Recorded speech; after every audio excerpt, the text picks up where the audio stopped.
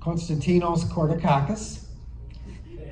He's a teaching associate professor in the Department of Political Science at the University of Illinois at Urbana-Champaign. There he teaches courses in political science pertaining to Europe, the EU, and globalization. He is affiliated with the European Union Center and the Center for Global Studies.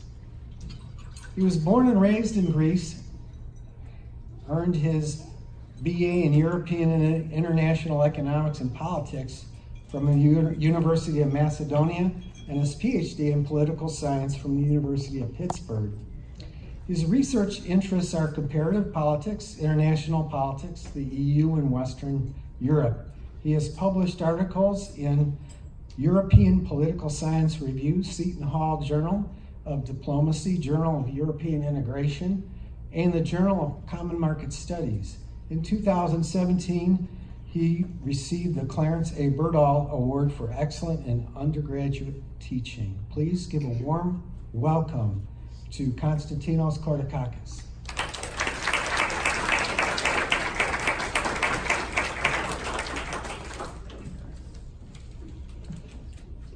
Thank you, Art, for this lovely introduction. Just give me 1 second to open my notes here. I'm excited to be at the World Affairs Council. I was sharing, can you hear me? No. If I do it like a singer and just hold it, will that work? Yes. And you can break into song at any time. All right, let's sing. I promise I will not sing. You will not like that. So I'm very happy, as I was saying, to be at the World Affairs Council. I would like to thank all of you for being here tonight, to Art for discovering me and for the invitation. David, thank you very much. As Art mentioned, I grew up in Greece, and I was sharing a story earlier with him about how I first found out about the World Affairs Council. I was a graduate student at the University of Pittsburgh. I was an international student, Jolene. I made sure, somebody from the International Studies Office made sure I signed my I-20. You know what that means. And so I was asked to participate in a World Affairs Council event, or several of them, in Pittsburgh, and that consisted primarily of graduate students such as myself participating in outreach programs for the World Affairs Council over there. So we'd go to high schools and educate young Americans, high school students about the European Union. At the time, the hot topic was the euro, the introduction of the euro. But actually what I didn't realize at the time is that I was being educated about Americans, and particularly the Americans who are members of World Affairs Council, who I understand as being civic-minded, educated, and so I got exposed to that side of American society for the first time. So I learned a lot about America from that.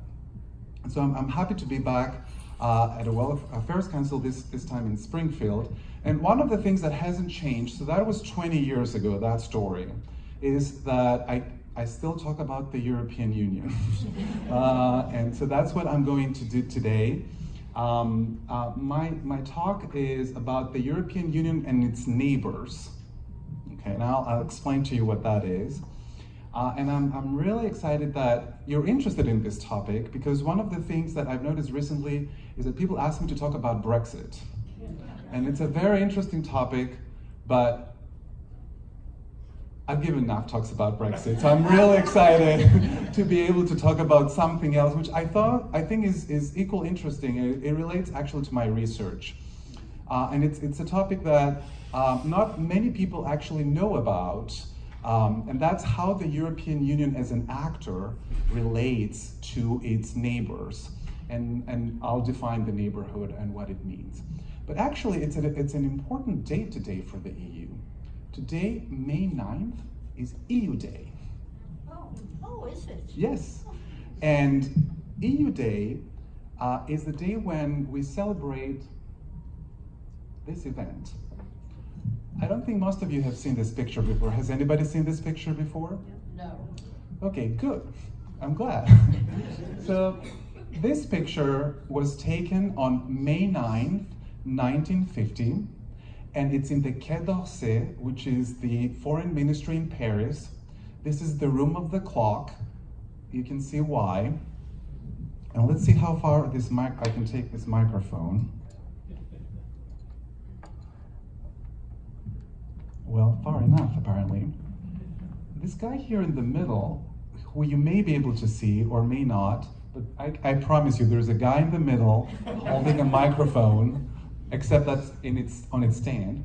His name is Robert Schuman, and he was the foreign minister of France at the time. He was a very interesting character because he was French, but you might have noticed his last name is German. And so he was from a region of France called Alsace, which had changed hands between France and Germany for a very long time. So he knew how bad war was, especially World War II. And so he was the foreign minister at the time. And on that day, he made, as you can see, the Schuman Declaration over there. And I'll explain to you what that was. This guy over here, who is even smaller on the picture, so you definitely cannot see him, his name is Jean Monnet. And Jean Monnet was actually the mastermind of the Schuman Plan. He was working behind the scenes, but it was the foreign minister, of course, who had to go out and make the declaration. And what Schuman did on that day is he proposed the creation of a European coal and steel community. And what that meant is that Germany and France, the two countries that have had so many wars, Germany, of course, had lost World War II, they would put the production of coal and steel under the jurisdiction of what was called a supranational authority, an authority that would be controlled by neither of the two countries. Of course, coal and steel is what was used at the time for making weapons and for the heavy industry. So it was actually a crazy plan because they didn't know if the Germans would accept it. The chancellor in Germany at the time, his name was Konrad Adenauer. He was a Christian Democrat. He was very forward-looking.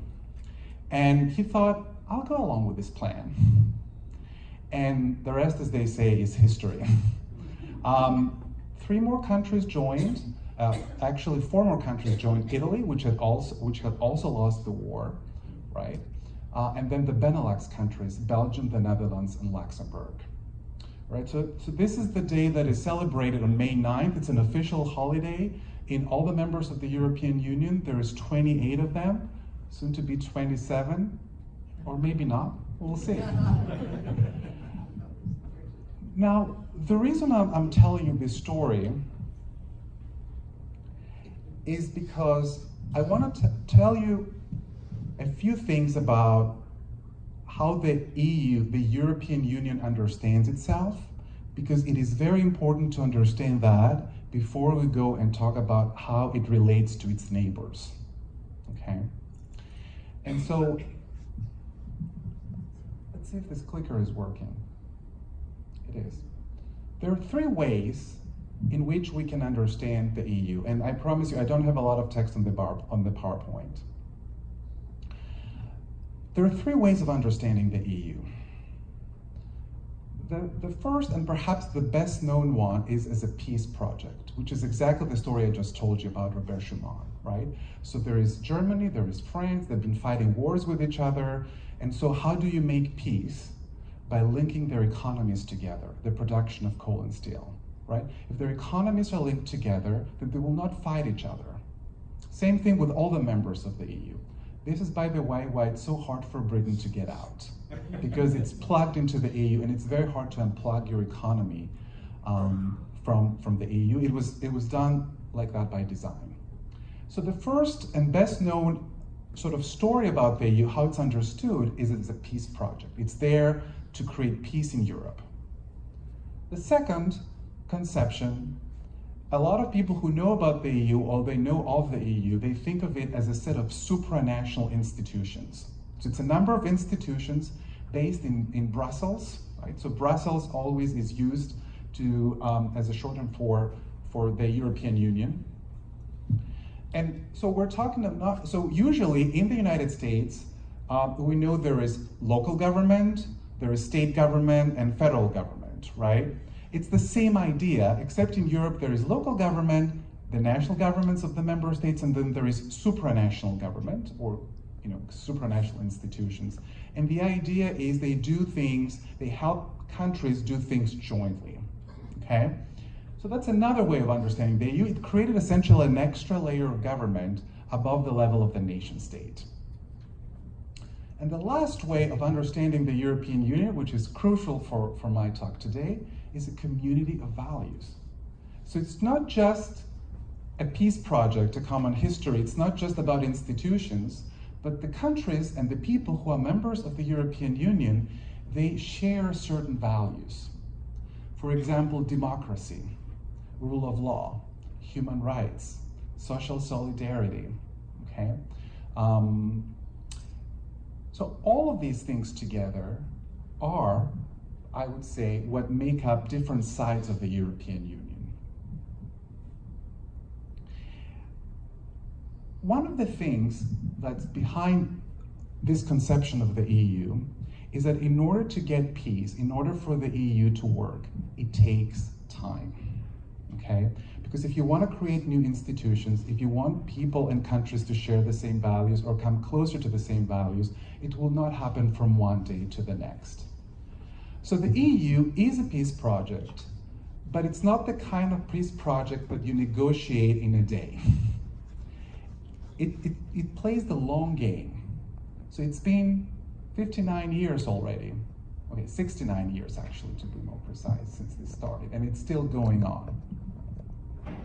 Now, how the EU, as I mentioned earlier, understands itself determines its approach in its foreign policy and its neighbors. And I study European Union foreign policy. Okay. So I want to show you the countries, a map of the country. I like maps. I think there's something that I find fascinating. They just tell what I want to tell you with just a picture, okay? And this is the countries that I look at and the countries that I'll talk about today.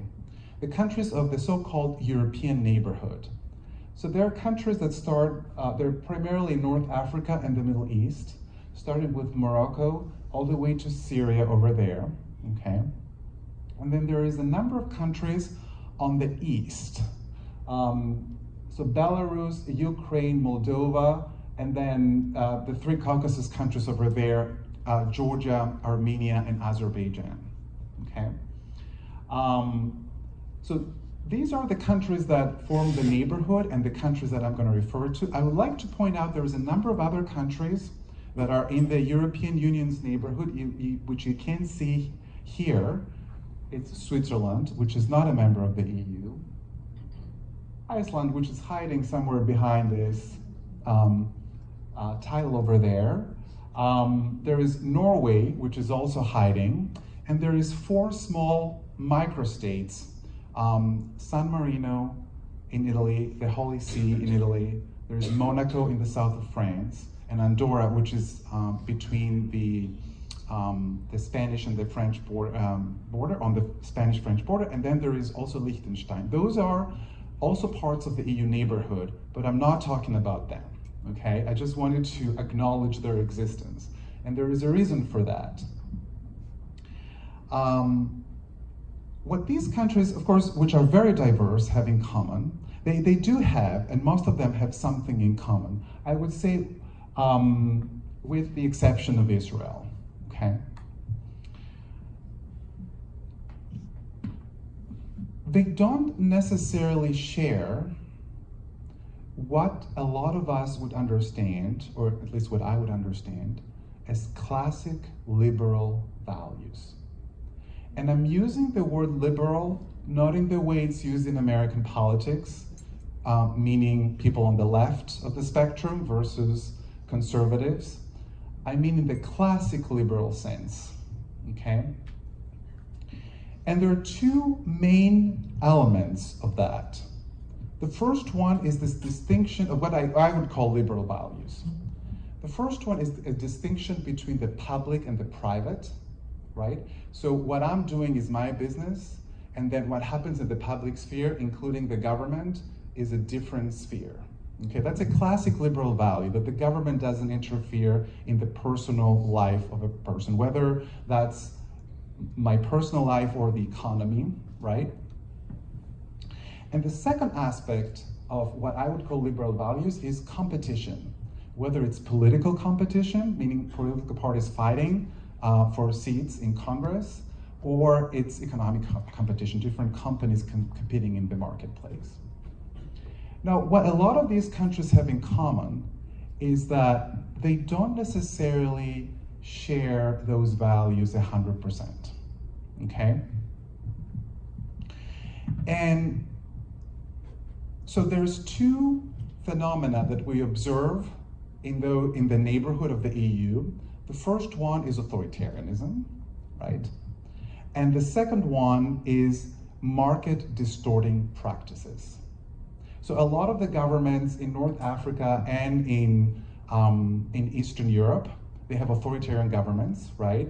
Which means that the government interferes in the private affairs of citizens very often, or their civic liberties are being restricted.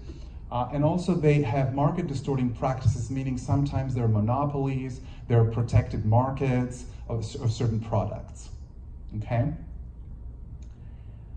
Again, we'll find these features to different degrees in these different countries of the neighborhood, but I would say that's a common theme. And I would like to make reference to two events that demonstrate the struggles of some of those countries with authoritarianism and the free market, or with this type of values. The first one refers to Ukraine over here, okay, which in 2014, as many of you may know, had a revolution, the so-called Maidan Revolution. And I think what a lot of people missed in this story is that the Maidan Revolution in Ukraine started because of the European Union. So the EU offered Ukraine a free trade agreement. And right after the EU made its offer, Russia also made an offer. And the president at the time of Ukraine, he said, oh, I'll just go with the Russian offer, right? Because Russia did not make any conditions about human rights and democracy, which of course the EU did, put conditions in, along with the free trade agreement. And that sparked a reaction among members of the Ukrainian public who were not happy with their government taking essentially the Russian offer, and that's what sparked the revolution, right? But you see here how the issue of a government representing the wishes of the people, the idea of a free market. So the Ukraine, if it had taken that agreement with the EU, would have preferential access to the European Union single market. It's a big market, 500 million people, right? So, it's a pretty lucrative market. And that led to a lot of instability in the area. Some people would say that this issue has not been resolved. I don't know if you heard the news from Ukraine recently, but they just elected a movie star for president. Okay, well, that's kind of an interesting development. We'll see how well that will go. And the other event that I would like to point to highlight sort of the struggles and what's happening in this area is the so-called Arab Spring that happened in 2011. It started in Tunisia over here in North Africa, and it spread. And so the current Syrian crisis is seen as many people, it's actually was caused by that, because there were certain elements of the Syrian public who opposed the regime in Syria, and that was part of this democratizing sort of force. And so you can see from these examples, or I hope I have convinced you from these examples, that this is a neighborhood that a lot of people in Europe do not see as being very safe or very stable. And so the big question for the European Union is, can it make those countries more prosperous and more stable? All right.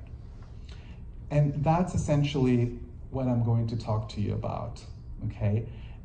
And I'll tell you what the EU does, and then I want to address some of the normative issues or the moral issues that emerge from this approach, right? Now, the main policy that the EU has towards these countries, and I can tell you the EU has a policy for everything, okay? I've been studying the EU for, well, about 30 years now, since I was an undergraduate, and there's always a new policy that I discover, okay?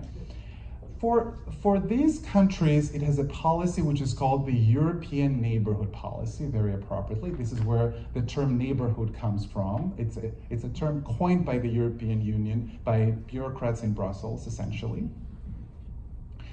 And it has a number of core principles. So if you start reading documents of the EU about the European Neighborhood Policy, you'll see that some terms pop up all the time.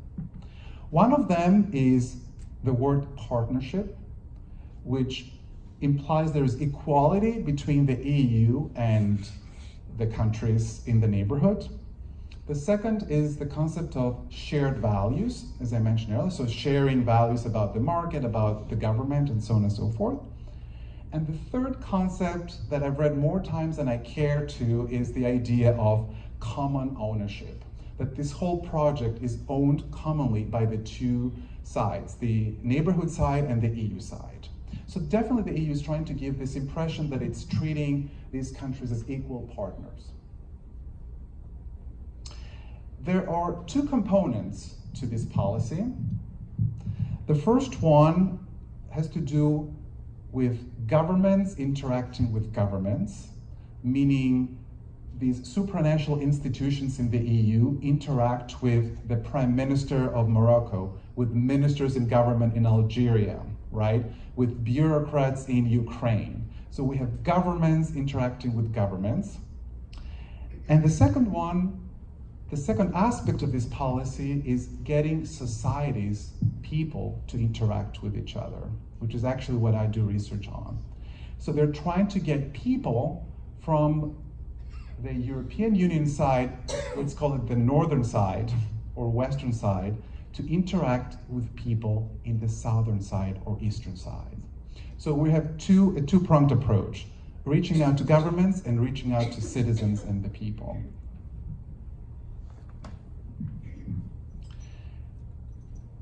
A third element, and I know I'm getting a bit technical here, is that this policy is very project-oriented. So in order to bring governments together, and in order to bring people together, the EU finances different projects. Okay? So it has a budget, and I'll show you figures in a minute. It's not a huge budget for EU standards, but it's there, okay? Which is great, because sometimes you just want a budget to be there, and it's something you can work on, or you can work with. And so there's different projects, there's different priorities that the EU set, and it says, I'm putting some money aside, and there are all these different actors that can draw this money for a number of different projects, okay? And I'll explain what that is and what these projects are. So actually, let's just do this now.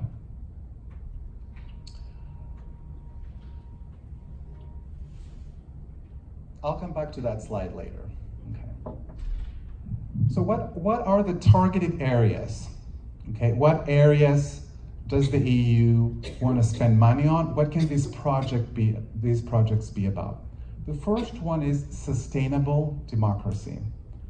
You might have heard the term sustainable development, probably not sustainable democracy. It's the idea that you have a democracy that survives the first free election, right? The problem with democracy is that when it comes to a country, the first election goes perfect. And then what happens during the second election, right? So you want an election, a democracy that has longevity, that lasts a long time, okay? That means there need to be good government, accountable government, you need to have civil liberties, things that make a democracy essentially last and take root. Gradual integration in the EU single market. So another thing that the EU is trying to get these countries to do is to essentially start getting connected to the single market and sell products there. Okay, that means, of course, they need to choose products that are competitive, that can be sold in the EU, that they need to follow the standards and guidelines of the EU, and so on. Mobility of people, getting people to travel and meet other people from across the region, but also from the EU member states. Sustainable economic development, getting those economies up to a certain level of economic development that's sustainable and also that doesn't hurt the environment. Confidence building and security. So these are projects that have to do with making sure there is no conflict, there is no war. So for example, Palestinians and Jewish people in Israel trying to sort of work together on common projects, that sort of thing, right? And then cross-country collaboration, which means that you have collaborations between actors in the European Union in those countries, particularly across the border, right? So I'm thinking about Morocco and Spain, for example, working on issues of migration together, okay? So these are some of the priorities that the EU has, and of course, the EU can make everything more specific, so there is even more priority. So these are, I'm not going to go through all of them. I know it's late and we had a very nice meal and I just won't do this to you. But I just wanted you to be aware that then within these larger thematic areas that I presented earlier, there are also other areas and so there's categories and subcategories and even more subcategories, okay? The point I'm trying to make here is the EU provides the funding. And so if there are organizations, both from the European Union member states, all these neighborhood countries, who want to draw on these funds, they can, right? And then they have funding to promote peace, democracy, human rights, and all these things that the EU thinks are so important because they're part of these liberal values that the EU is trying to promote. So the reason I'm saying this is because for a very long time, what the EU did is it thought it would just reach out to governments and it would provide some technical assistance on constitutional reform, for example, or coming up with new laws for transparency. But the EU realized very often is when you reach out to governments, especially governments that are authoritarian, they resist. And big surprise there. And what actually would happen is they would take the funding of the EU, they would say, sure, we'll make the reforms. And of course, no reforms ever happened.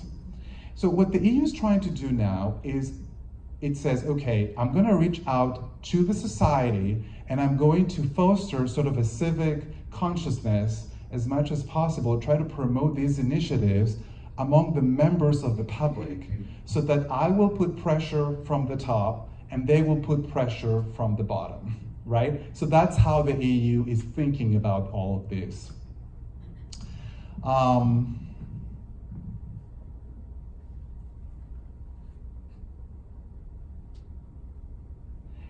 Now,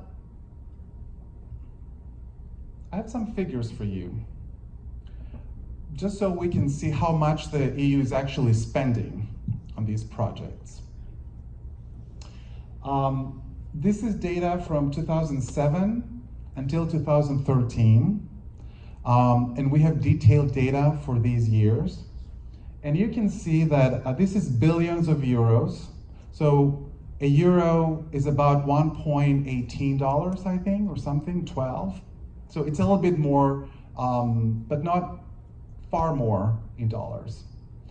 So you can see that for the entire neighborhood, so by that I mean all of the countries in North Africa, the countries in the Middle East, and the countries in the Eastern neighborhood, the EU in 2007 spent 1 billion, less than 1.5 billion. And you can see the figure is about the same. It fluctuates a little bit, but it's somewhere between 1 billion and 1.5 billion, which is not a lot, okay?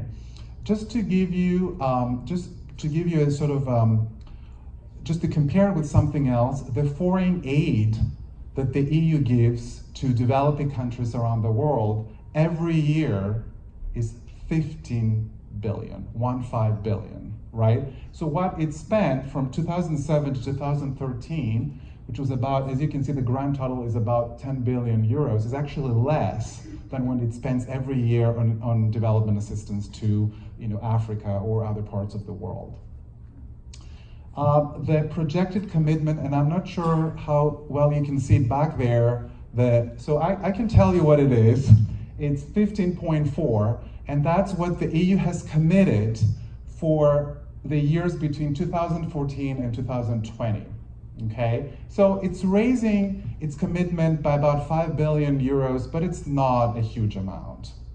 Okay. By the way, that green looked like a great color on my computer. I don't know. It always happens with PowerPoint presentations. But the good thing is I'm here, so I can tell you what's on there. Right. So you get an idea, and then I want to show you how this is distributed by country. And this is the total amount of money that all these countries have received from 2007 to 2013.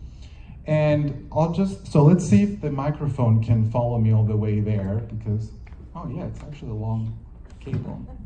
So this is 500 million euros, this is 1 billion euros, this is 1.5 billion, and so on and so forth. And you can see that by far the country or the region or whatever you want to call it that has received, it's not a country, the most funding is the Palestinian territories. Okay. The second, the country that, so I'll leave this for now because these are for regional projects, right? Morocco has received a lot of aid, and in the case of the eastern countries, it's Ukraine that got most of the funding. So Ukraine is over here with about 1 billion euros. But you can see two things. First of all, the EU spends a lot more on North Africa and the Middle East because the bars are higher over here than over there, right?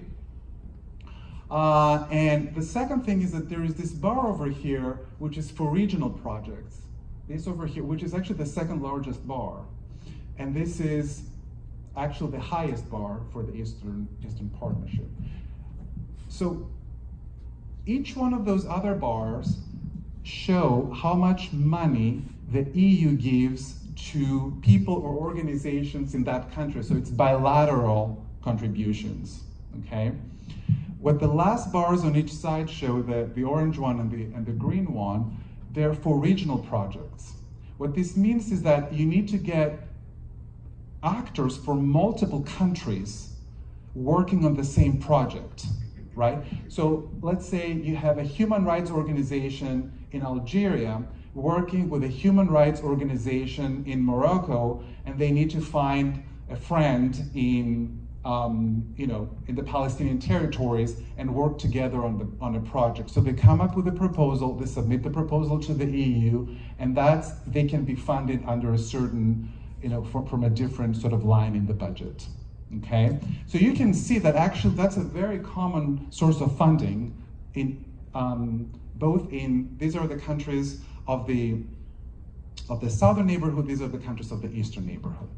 Okay, so this was the funding for the years 2007 to 2013, and this is just the money that the EU has committed for the years 2014-2017. It hasn't been spent yet, so that's the commitment that the EU has made in the budget.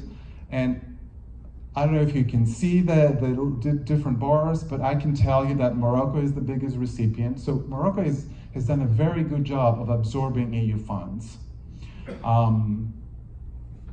And people who have studied Morocco, they say that it has made a tangible difference in the quality of government over there.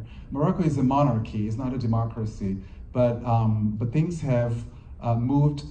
People are very, very satisfied with the quality of the government, much more than in other countries. Ukraine has received a lot of funds for obvious reasons because of the revolution there, and the EU is trying to reach out and stabilize the situation. Tunisia also and Palestine also have received a lot of funds, or they're about to receive a lot of funds, right? So you see, what the funding is, and the figures here are lower. So the figures for 2014, 2017 are actually lower than the figures were for the previous period. And the way the EU thinks about, and I won't say too much about budget, it thinks about this in budget cycles that go for several years, for multiple years, and that's why it is presented like that.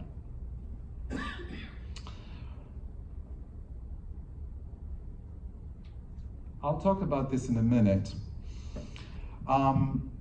So I mentioned earlier that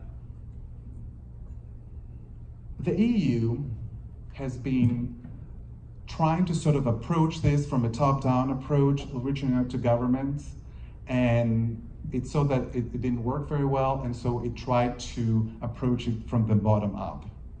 And this is where my research comes in. What I've been looking at for the last few years, and I'm collaborating on this project with two colleagues. One is in a business school, HEC Montreal, in Canada, and another colleague is in Australia at the University of Melbourne over there. So we thought, okay, so this sounds very abstract. How can we measure, because as political scientists, we like to measure everything. And can we possibly measure collaboration between societies? How do you measure that? Okay. And we figured out a way. What happens with this funding that the EU provides is that it tries to create networks of organizations, okay? And we're looking at networks particularly of civil society or NGOs. So NGOs is a major target for EU policy. The reason for that is because there is a long tradition of NGOs being very active in democracies in Europe. And when most Europeans think of them, they think about labor unions and business associations, right? So they're traditionally the main way in which citizens are involved with politics. They're members of a union, they're members of an association, and that's how they get involved in politics. So it's a very good way of building a democratic conscience in countries around the world. Now, I'm not saying it's working, but I'm saying this is the idea behind that. And so what the EU will do is it will promote and will give funding to NGOs to build common projects. And so we were able to go into all the different accounts because the EU provides the money and it keeps a record of all the different organizations that it gives money to. And we started finding who actually works with whom, okay? And what I'm showing you here is there are two network maps. One is from 2008 and one is from 2012. Every dot represents an NGO, okay? These are NGOs from the Mediterranean, right? And they are from different countries. And the idea is that the more NGOs interact with each other, the more they will start sharing values, they'll share ideas, they'll share norms, okay? And you can think of these NGOs as the World Affairs Council, okay, of Central Illinois. If the World Affairs Council of Central Illinois is in Central Egypt, it could participate in one of those projects. So you could work with an organization with similar interests from another country, and you could have this as a joint talk, right? And then you could go to the EU and say, can I have some funds to organize this event? And the EU would say, sure, okay? And then these different organizations would come together, and in the process of organizing the event, they interact with each other, and they start sharing values, and they start getting to know each other, and they're thinking, well, I have this idea about an investment, and I was thinking about implementing it. Do you know how I can go about it? So there's this idea of sharing ideas and norms. And so this is the interesting thing that has happened. And you don't have to be an expert on network analysis. just by looking at it, and sorry in the back if you can't see it very well, I'll try to describe it as much as I can. So this is the network in 2008, and this is the network in 2012. Just by looking at it, you'll see that this is denser than that one, and that's because there's more lines connecting the dots over here on the 2012 side than on the 2008 side. Every line means a connection. It means the organizations are collaborating with each other. So as you can see, from 2008 to 2012, there are a lot more lines connecting the dots over there than over here. So that means what the EU is doing is actually fostering collaboration. And by doing that, these organizations from the neighborhood, they're actually sharing ideas with each other. It's a similar situation in the Eastern Network. So for organizations from countries like Ukraine, even Belarus, Georgia, Azerbaijan. But you will see here there's actually fewer dots here, okay? You'll see that from 2008 to 2012, there is also more connections. There's more lines connecting all these organizations over there. And again, that's just a way to show in a graph this idea that there is an exchange of information and collaboration. There is a whole lot of theory behind that, and I'll be happy to go into it if you're interested in it, okay? So this is what the EU does. And I wanted to reflect a little bit on this, right? And raise some of the issues that come up from this strategy of the European Union. The first lesson I think that we can draw from this is that the EU, in its approach to the neighborhood, in order to deal with the security and economic situation, it uses what we call soft power, okay? There is a number of ways of fostering security in a neighborhood. One of them, the traditional one, is through the military, right? You try to intervene in different situations and you try to create order by having a military presence. This is not how the EU understands security. There's a number of reasons for that. The first one is because of the history of the war in Europe, but also because that's how Europe itself was able to make itself more secure. Remember the story I told you in the beginning about the long game, about economic collaboration? That's how the EU understands security, because it worked for itself. So it's trying to make it and see if it will work actually for other countries and the countries in its neighborhood. So the first lesson is that the EU is using this soft power approach, right? Which relies a lot on values, relies a lot on funding for creating prosperity and security in its neighborhood. And I think that's what a lot of people who study the EU as an international actor, they would say that's what defines it, right? Very often, in some of the articles that I read that talk about the role of the EU and the US in the international system, they talk about a division of labor, right? Usually the US will intervene with military means and the EU will come later and deal with the economy. It doesn't always work like that, but that's in a lot of situations see that happening. And so that's sort of compatible with the EU's history, this approach. But this creates a number of controversies as well, okay? So I wanted to address them as well.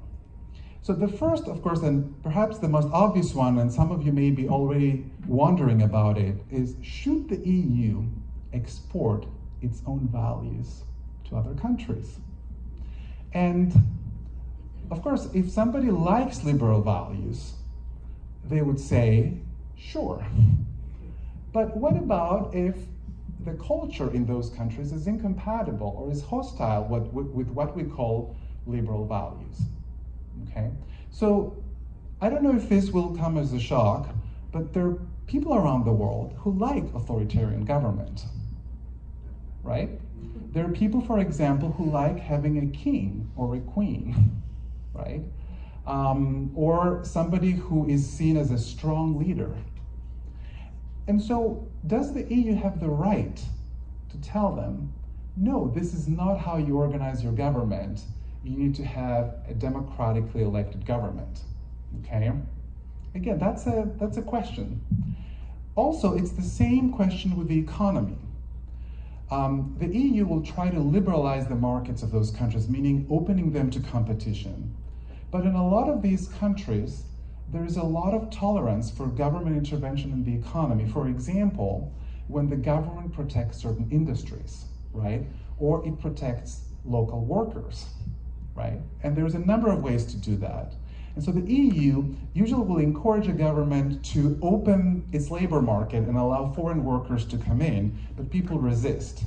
Or maybe there is the producers of a particular product, let's say shoes or wheat, and the EU says, no, you need to open the market to competition, and there are people who don't like it, right? Now, we can debate the advantages of this and disadvantages of democracy and of the free market, but the question is, does the EU have the right to promote and make them a condition, essentially, for a lot of its funding, is to promote these values?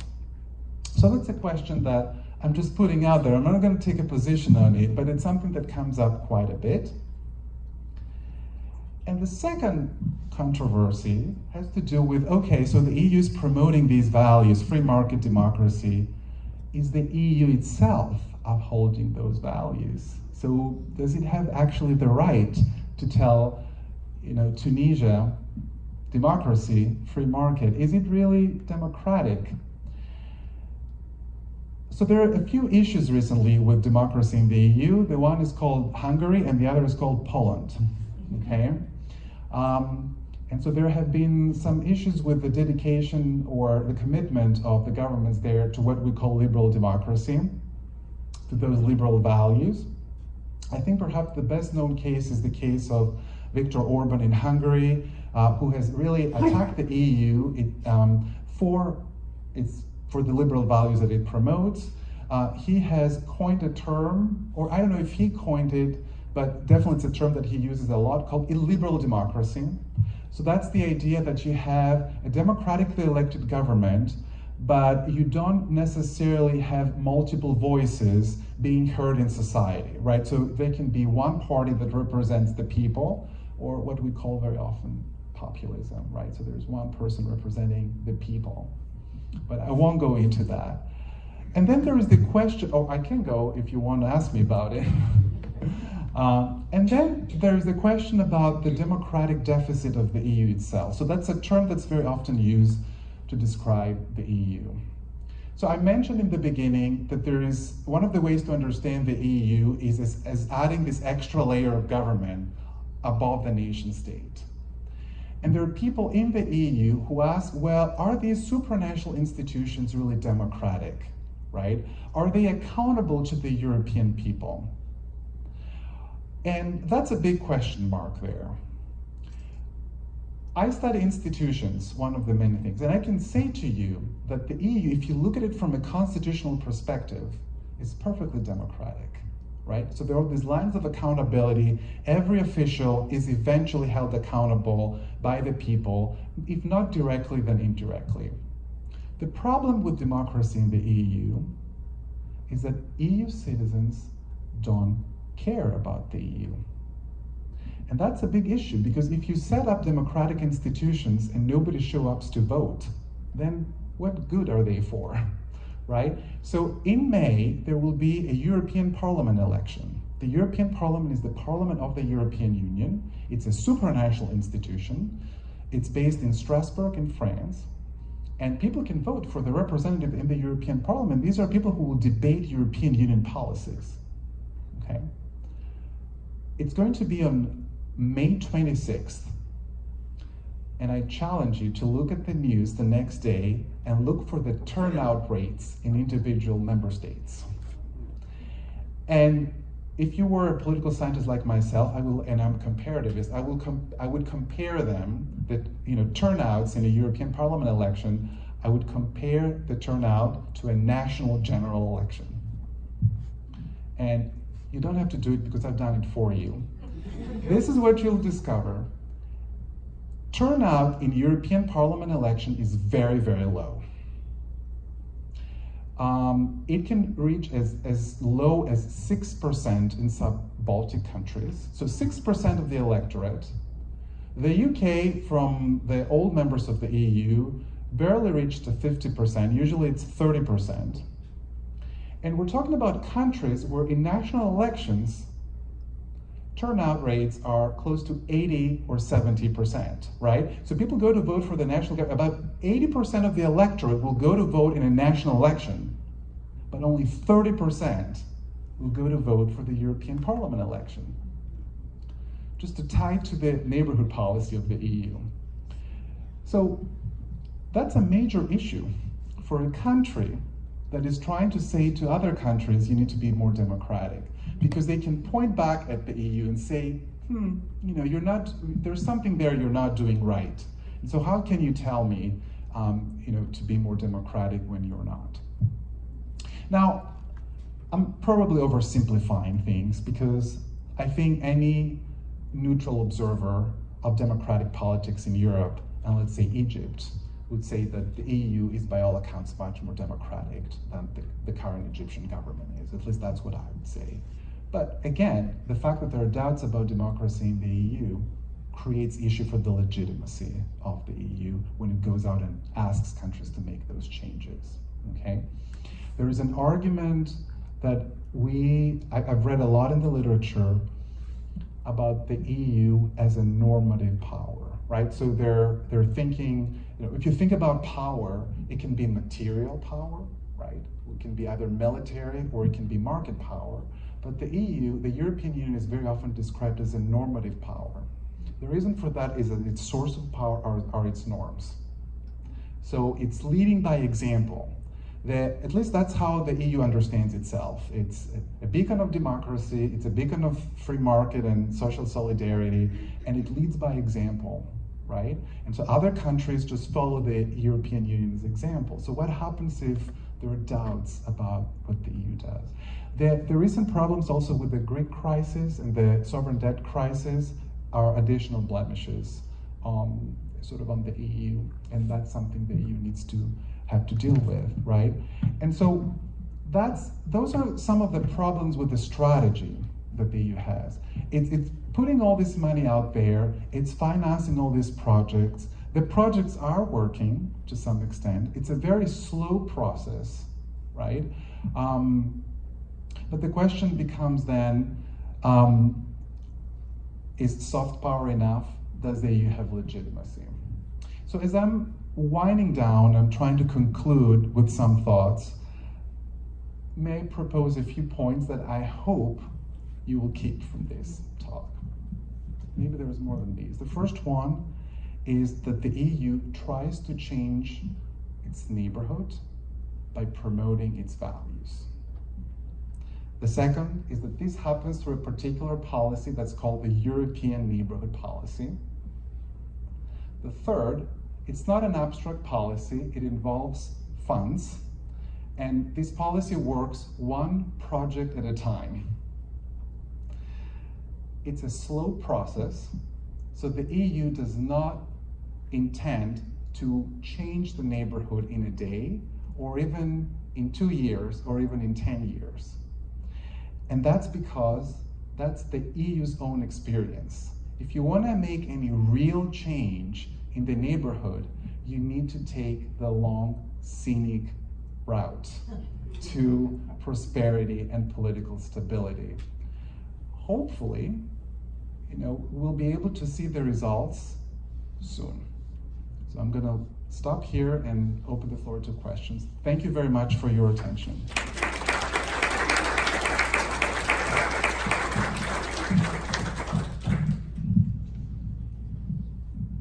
Yes. Yes, I'm really happy that you brought up the part about whether or not we can trust the EU itself to exemplify these values. Mm-hmm. And I'd like to go back to your point about the Greece and Southern debt crisis, because that's been such an issue. And I mean, 10, 15 years ago, all we heard about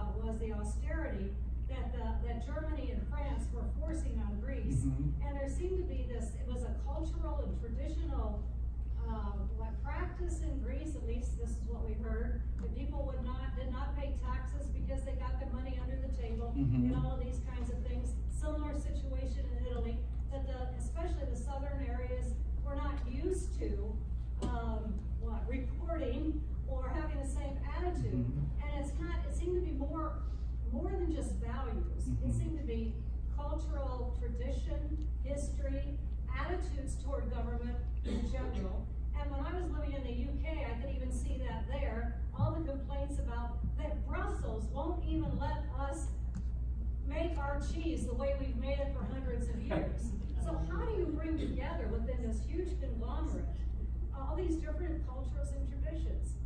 Yeah, that's a very, very big challenge for the European Union. I would say it's the type of challenge that if it doesn't figure a way to solve or to address in some way, it's probably going to destroy it. But since this is EU Day, I looked up some of the events that were happening today in Brussels, and I noticed that a common theme in a lot of these events and the motto of the EU is united in diversity, right? And that's something important to keep in mind, in regard to your question, because the EU is trying to find this balance between trying to create common circumstances or common rules for everybody without necessarily crushing the individuality of all these member states. And sometimes it gets it right, and sometimes it gets it wrong. So I think, to start with your question about Greece, I'm from Greece, so I'm not completely neutral in that, but I'm going to tell you that I think in Greece, there was a real issue with public financing. So the way the government was spending money and handling money was not ideal, let's put it this way.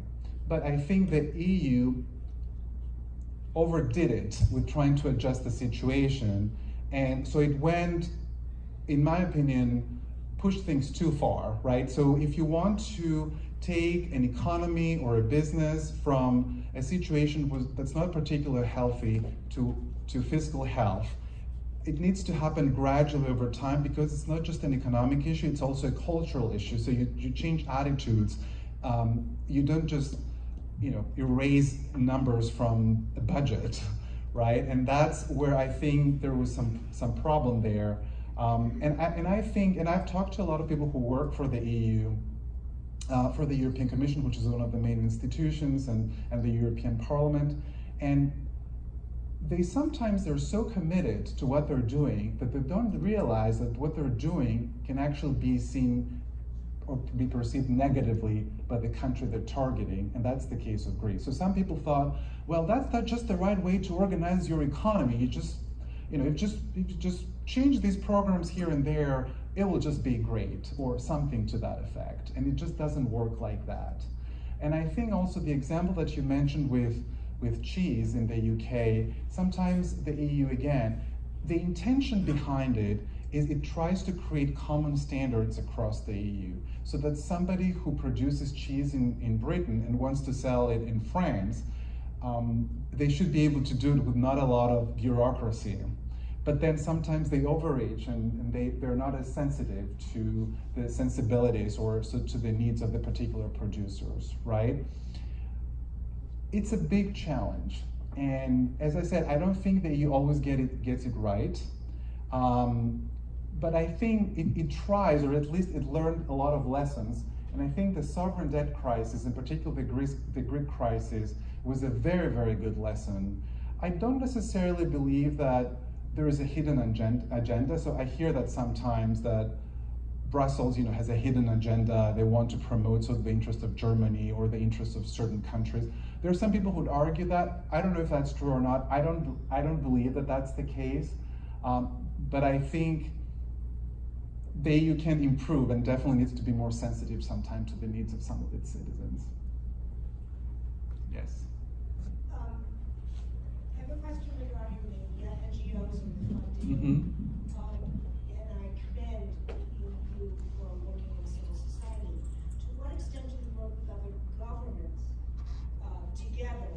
Because many of these NGOs are working in multiple areas, Right. multiple governments. And what is your accountability? What is your measurable goal Okay. toward civil society? Yeah. So the EU does work with governments directly. Is that what you were asking? No. Oh, it, Like, for instance, Norway.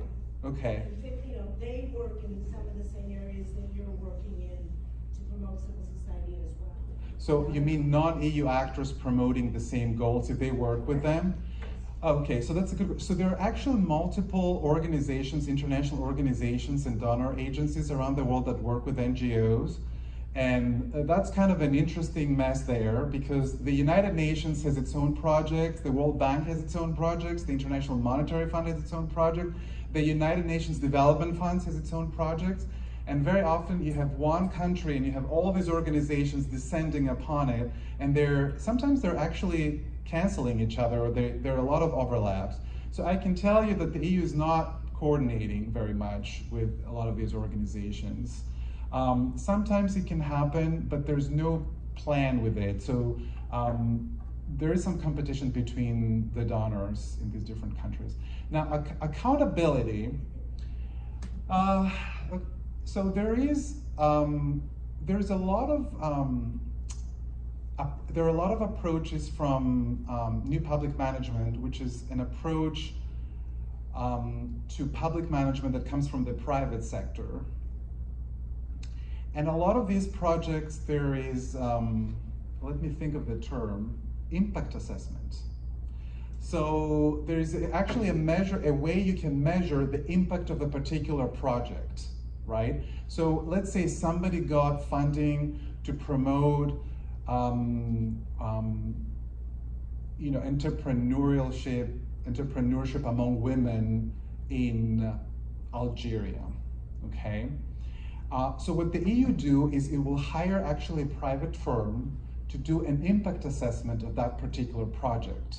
And they will say, okay, so how many women entrepreneurs were created as a result of this project? Or if it's trying to help women who already have a business, how much of an impact did this particular project have? Did their income increase? Did they engage in more initiatives? Did they maybe reach out and to a new country and had business in this new country? So the EU is actually trying to measure the impact of all these projects. And in fact, if you ever have the time, the European Neighborhood Policy website, you can find them there. You have to dig sometimes, but they're there, and maybe they will not have the full impact reports for every single project, but they will have summaries of that. And so it's the way the EU works, not just in this particular sector, but even our EU center at the University of Illinois, right, in Urbana-Champaign, we are actually also, our impact in the area of central Illinois is measured with these indicators. So it's not a unique approach just to these projects, but it's how the EU is trying to sort of assess the effectiveness of its policies in different parts of the world. So there is a way. Yes, please. Are there ways that the EU can address member nations who seem to no longer be adhering to the norms of liberal democracy? Well, we're going to find out. So here is an interesting phenomenon, or an interesting situation the EU finds itself in. When it started in 1950, there was this idea is if you're going to have an economic union, it doesn't make any sense to break it up, right? Because the economic union for the EU, the purpose, it was not just to be an economic union, the purpose of the union was peace, right? So you bind these economies together so that they don't fight each other, okay? And so there was no mechanism until 2009 for ejecting or for a member state to get out of the EU, because this was inconceivable, right? The most famous clause from the Treaty of Rome that created the European Economic Community, that was one of the predecessors of the EU, the most famous clause was ever closer union. That's the title of multiple books and papers, the ever closer union clause. So there was no prediction, there was no way, there was no provision made in the beginning for a country to exit the EU for any reason. That's part number one. The part number two to my answer is that there was always an assumption that the countries that will become members of the EU will be and will remain liberal democracies, okay? And in fact, what we're discovering now in Europe is that the desirability of liberal democracy is not as high as we thought it was. And the EU is not prepared for it. So here's the third part to the answer, is that the EU is not very good at sanctioning its own member states. And the reason for that, and it took me a while to figure it out, is because the way EU works is not according to formal rules. There are a lot of informal rules in the EU. And the way to do it is sort of like how friends interact with each other, right? You try to negotiate and you say, come on, really? I mean, you don't like that, but can I convince you to do it? And that's how the EU has always been working with member states that don't really follow its rules. It has been trying to discipline them or to convince them to follow the rules. And the problem with countries like Hungary and Poland is that they're just not willing to talk, right? And so the EU is not willing to impose sanctions. It can't. There are provisions in the treaties of the EU, in its founding documents, that allow it to sanction member states that don't comply. So for example, Hungary and Poland are beneficiaries of funds from the EU budget for development and agriculture. But the EU is not willing to deprive those funds because it doesn't want to create the situation where there's confrontation. It works by consensus. Okay. I know it's a very long answer, just to tell you that I don't think the EU has figured out a way to deal with these countries, right? Because all of its assumptions that it had about its member states and about itself have changed, mainly because of the sovereign debt crisis, the Brexit referendum, and now this situation with Hungary and Poland. So it will have to decide what it will need to do. Yes? It's my understanding that Turkey's been attempting to join the EU for Yes, since 1967. And is it true their failure to do that is because they're largely a Muslim nation? That's another very interesting and complicated question. Country became officially a candidate for membership, which is an official designation that the EU gives to a country that it is seriously considering for a member, in 2005. And the way accession into the EU works is that the EU has a large corpus of legislation, and a member state needs to adopt it as part of its national legislation before it joins. And of course, inside this legislation, there are all these values of the EU that are embedded in the laws, right? Now, Turkey has started the process of accession. It's been stuck at some point, so it's not moving forward. And the question then becomes, why? Which is what you're asking me. There are multiple issues. So Islam is an issue, I think. It's not one that the European Union will officially acknowledge, okay? Because religion is not on the official criteria of accession, right? So legally, it can't say, I cannot accept Turkey because it's a predominantly Muslim country, all right? The criteria for a country to join the EU needs to be a free market economy, needs to be a democracy, and it needs to accept all the laws of the EU. And in fact, I would say that Turkey was making a lot of progress for many years.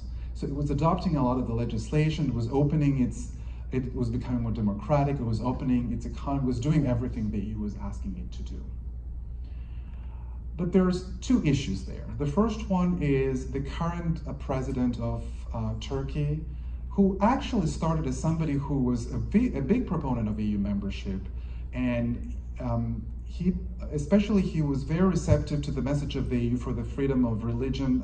The Turkish Republic traditionally was a very secular republic. And so there is the issue of the Erdogan, sort of the personality and the Erdogan government and the direction he's taking the country. And that is the legal obstacle right now on behalf of the EU. Because legally the EU can say, I can't proceed with negotiations because one of my criteria is being a democracy and Turkey is not a democracy, okay? Or it's going in an authoritarian direction. But that's the legal side.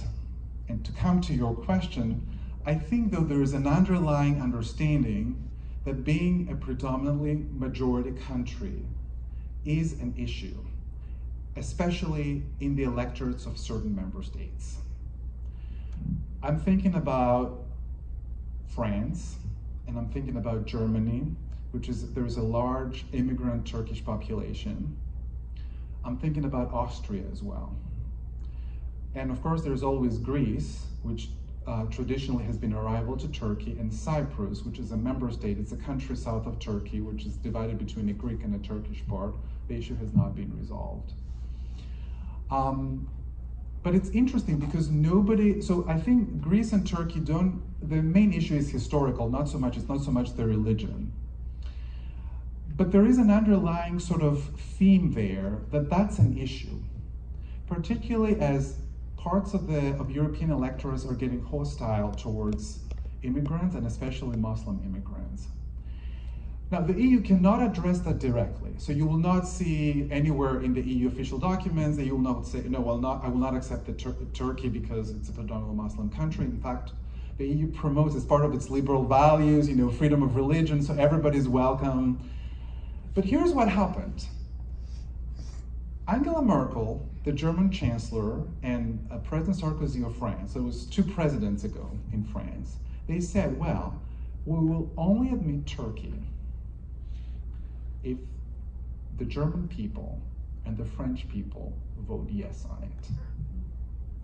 Knowing very well that there is no way there will be a majority in Germany or France, or at least I think it's going to be very difficult to have a majority. If you ask the people in Germany, do you want Turkey to join the EU or in France? I think more likely you're going to get a no than a yes, right? So the EU is not addressing it directly, but there's definitely political forces in the member states that are opposed to it. So the EU takes the cue from there. And so right now the accession negotiations have stalled and they're not moving. The legal reason is democracy, but I think being a predominantly Muslim country is becoming an issue, a political issue in the member states. Yes? About the Kurds in Turkey, Turkey seems to be doing everything they can to fight the Kurds, even though it's part of their country. Yes, that's right. I'm not an expert on the Turkish Republic, but my understanding is, since I've lived in the area, so I have some sense, but my understanding is that officially, and also I know a lot of political scientists who know Turkey quite well, and they would say that Turkey is officially a secular republic that does not recognize necessarily different ethnicities. So everybody in Turkey is Turkish. That's at least how I understand it, okay? And so this has been a struggle for minorities to be recognized because they're all supposed to be Turkish, so what minorities, right? And that's my understanding is the approach. Now, there was a period of time in the first years of the 21st century when Kurds were given a lot more liberties. So they were allowed to learn the Kurdish language in schools. They were allowed to have, to broadcast programs in Kurdish. There were Kurdish channels. And also there was until recently a party that represented their interest in the national legislature. But recently, as part of this larger wave towards, or tendency towards authoritarianism, the government there has decided that, and especially after some incidents in Istanbul the last few years, the government decided to no longer recognize these privileges that they were given to the Kurds. And so that's where the situation is right now. I don't know where this is going to go, but it doesn't seem to please some people in the Kurdish areas of Turkey. Yes. You said they've got these low rates for elections for the Speak up, please. EU. Speak loud. Okay. The people who are running for these offices as the EU representatives, are they known quantities, and do they really have strong campaigns, or is it just like more like somebody that's being put up that they're asking you to vote for a board of directors or something? I mean, you all have great questions, so thank you very much for them. And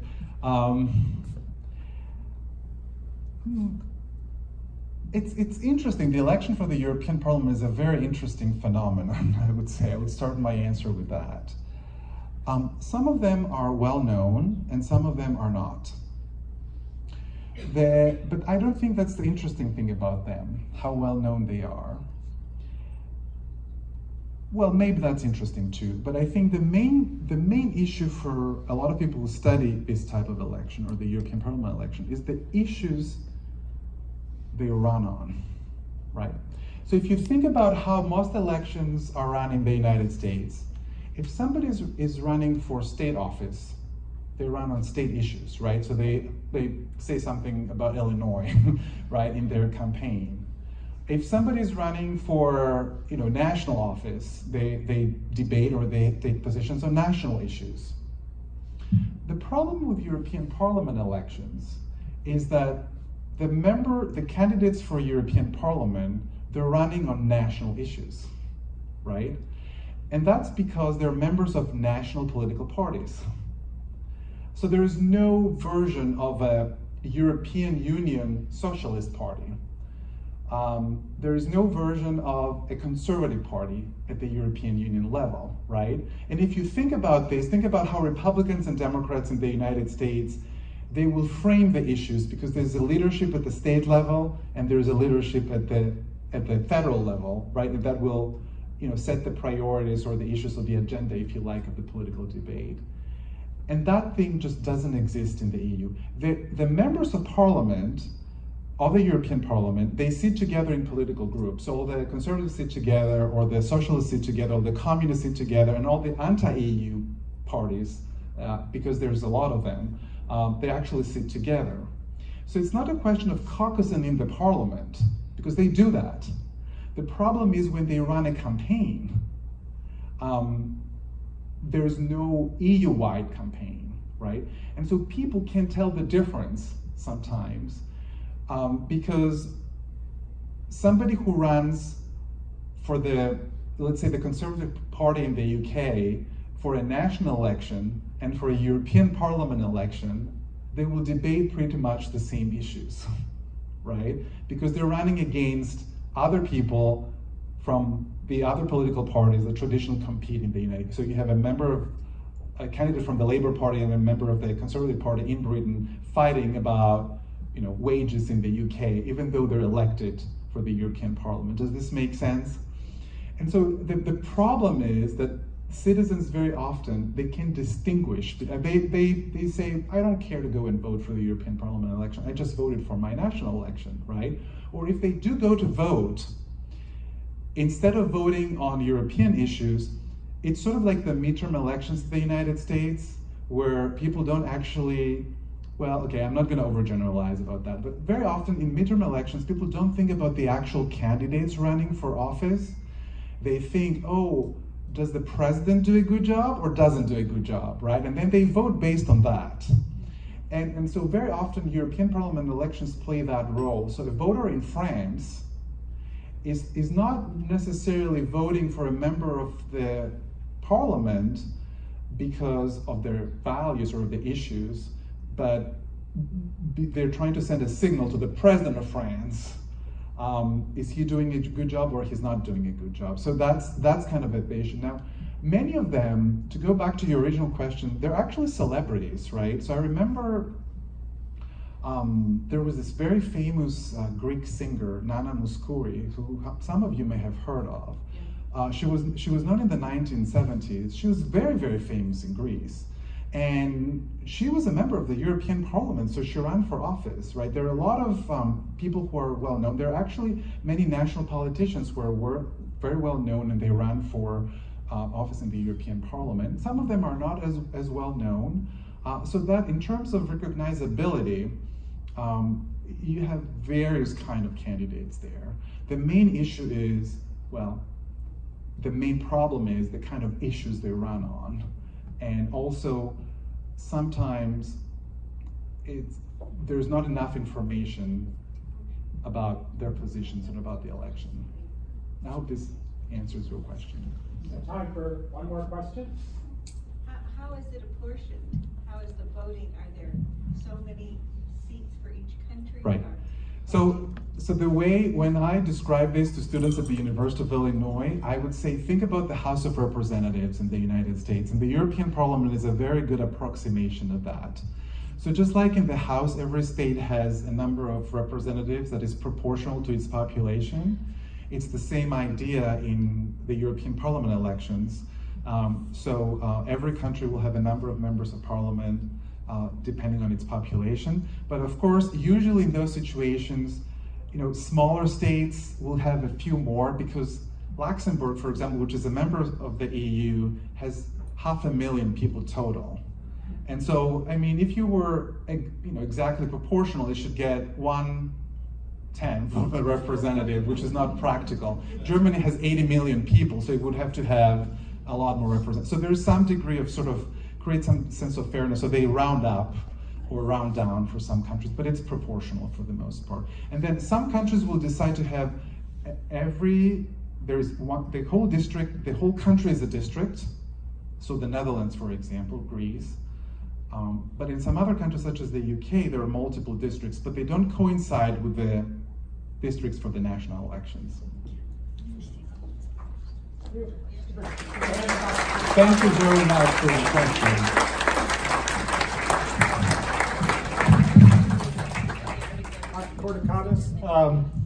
We want to present to you a gift from one of our native sons, and probably our only native son, which is Abraham Lincoln.